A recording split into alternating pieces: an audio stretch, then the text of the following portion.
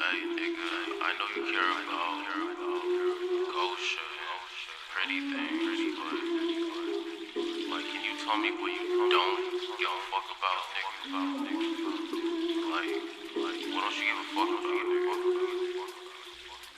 I don't give a fuck about shit. Aye. Nice chain, red bone mains, chain swing.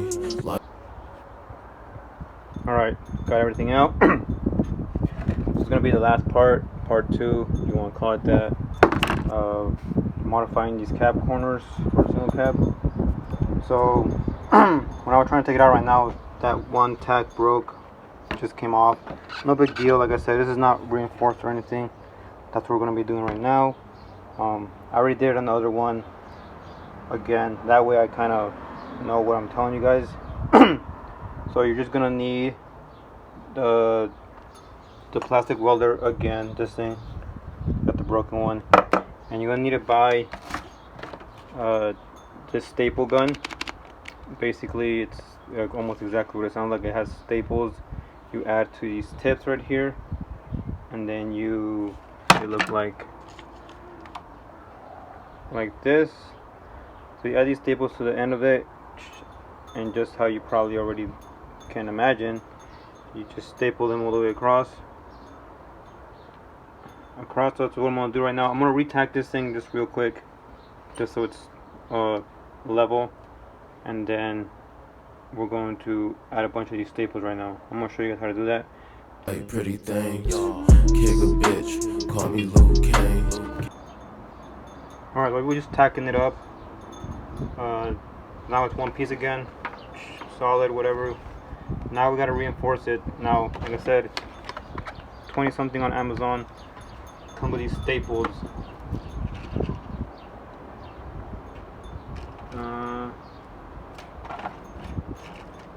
Come with a variety of staples. I like using these ones.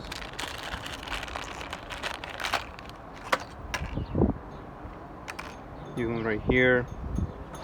Now they go into the tip here. You step on the trigger, and then it gets hot, and then you melt this into the pieces where they join together, and melt it into it.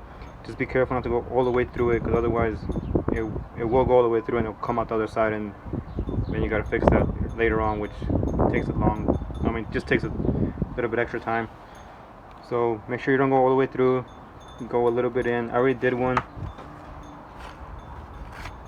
right here, and that's gonna reinforce it. I go the long ways across versus going like up and down. So the long ways, it holds better, and then you gotta let it wait for it to cool down a little bit before you pull the gun out. Don't pull the gun out right away, because it's gonna get hot.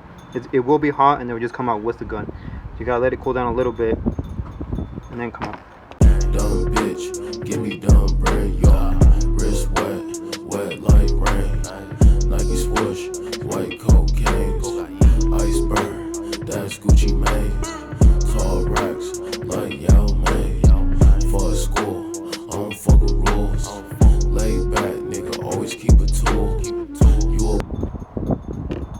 Alright, so I got most of them in already. Like I said, you don't need that many of them. Now before you cut the little nipples off them, the little tips, make sure that the front is all level and stuff, and you can work with that. Otherwise, you can still put your gun back in there and melt them and pull them back out.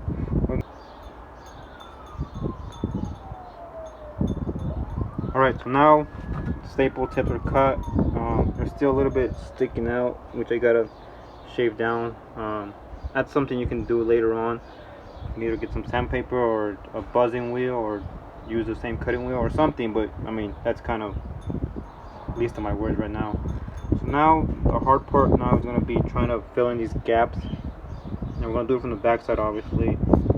So we're going to need to get some of the old piece. Remember, this is a piece of the cladding. Don't use any other kind of plastic, because it doesn't stick that good.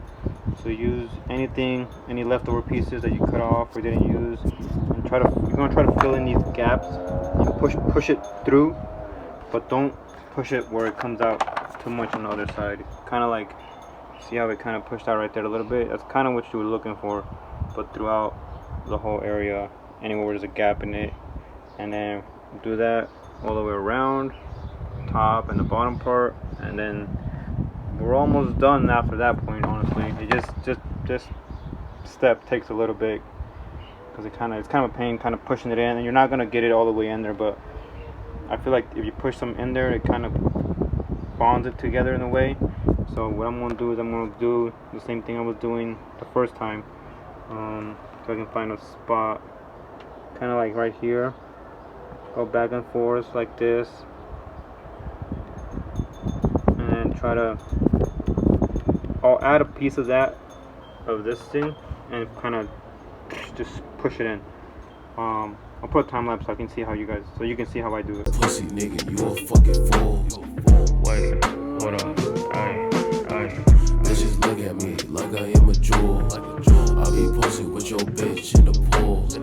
Blast off, wait, jet fuel. For this world, man, these bitches so cruel. What you want from me, Mercedes AMG? Pussy start, bitch, no keys. They don't gotta know about you and me. You don't only want. Alright. So I know this looks kind of messy, so you gotta clean it up, make it look a little smoother, I guess. But it's all filled in for the most part. As you guys can see, there's no light running through it. So normally you would see a bunch of light sticking out to the other side. So I can find a spot where I missed. Maybe I can show you guys.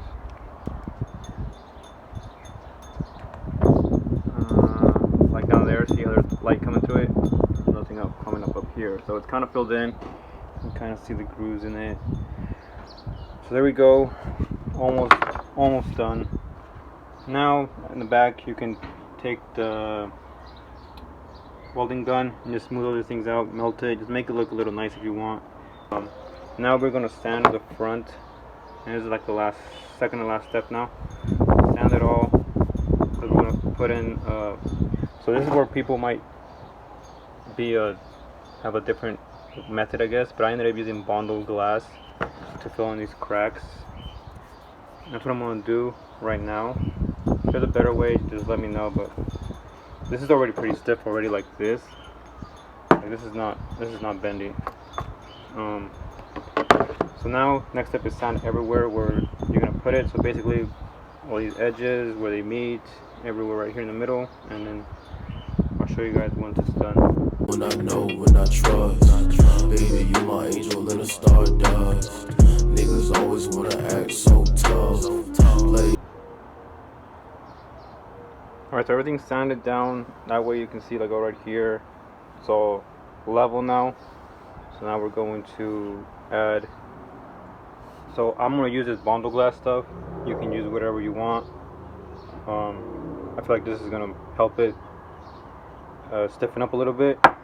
So like I said, keep sanding until all these edges that were high, they become smooth now. And now we're gonna fill in these little grooves now with that Bondo glass stuff. But I'm gonna tape off everything. So I'm gonna lay some tape down, that way it only goes into the groove. Otherwise you just give yourself more work later on. So sand it down. I might sand it down a little bit more off camera. Alright, so everything's taped up now. Like I said, I taped everywhere where I don't want the Bondo to go in. I'm just gonna make the sanding process easier later on. That way it only goes inside the grooves and I don't get shit everywhere. Now whatever you end up using, mix it according, to directions or whatever. And then, I mean, from here on, honestly, just basic body work. I'm gonna need to clean this thing up.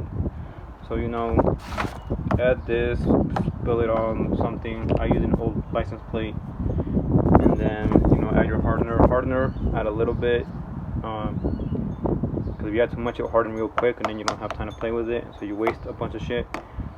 If you add a little bit, it still hardens, but it takes a lot longer to harden. From my experience, I'm not a professional. Once again, so yeah, this is kind of like do your own research kind of deal.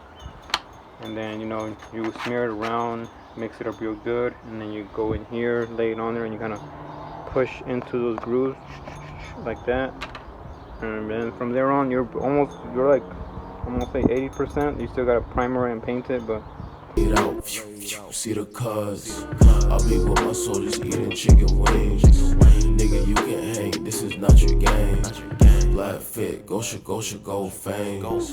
Long clip, Gosha, alright, even though I put a little bit of hardener, this still hardened up pretty quick. This is already pretty tacky, but this is what I mean by the tape lines. It kind of just keeps everything centered, like right here. So see how I got all messy right there? Just imagine if we didn't have the tape, it'd be all over the place, and then you gotta sand everywhere. So like all this, we gotta sand it down. So like I said, the important thing is you kind of push it into the grooves and get it in there deep. Now we gotta let it dry or cure, excuse me, and then we're gonna sand it down and go from there, I guess. Probably just sand it quickly once it cures, and then I'll show you guys how it's almost complete. Alright, so let it sit for like half an hour, then I'll start sanding it. And this is basically it. Honestly, I don't know what else I can show you guys, because I'm not gonna primer it anytime soon, and I'm not gonna paint it anytime soon. So this is probably gonna be the end of that. From here on, you can probably take it to your painter and he can finish it off technically, I guess. I'm more just sand it down so it's smooth at least. I'm not done yet, but so yeah, like I said, I need to get some pads like this, but in 80 grit, so I can stick it on here and just go to town on it. Here's the other side. Actually, I didn't show you guys the other side. This side needs a lot more work. Like I said, driver's side came out way better than passenger side. This one, I'm gonna have to do some sanding and some fixing, but I'm not building a show truck. I'm just building this truck for me, so I don't really care. It doesn't have to be 100%, but I mean, it's pretty fucking smooth for the most part. You just got really just a tedious sanding, but that'll be it. This is how you modify your cab corners. Gosha, bang, bang. Black fit, Gosha, go